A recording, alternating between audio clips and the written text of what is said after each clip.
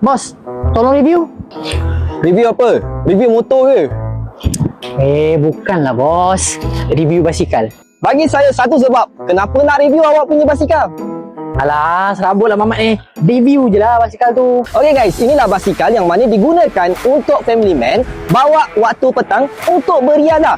Apakah basikal itu? Inilah dia, basikal Zikon saiz 26. Basikal ini didatangkan dengan tayar saiz 26 yang sesuai untuk kegunaan outdoor dan harian buat anda. Tak lupa juga guys, ia didatangkan dengan disc brake depan dan belakang. Basikal ini juga didatangkan dengan seat adjustable yang menggunakan klip sahaja. Dan basikal ini ringan bodinya yang mana buatkan anda boleh bawa dia ke mana-mana sahaja. Untuk basikal Zikon ini didatangkan dengan dua pilihan warna. Warna kelabu hijau kacang hijau dan warna kelabu merah deep pool. Jadi tunggu apa lagi? Datang cepat di Klasco Toys Ipoh. Jika anda minat dengan video review basikal seperti ini, sila like, komen dan share untuk video seterusnya.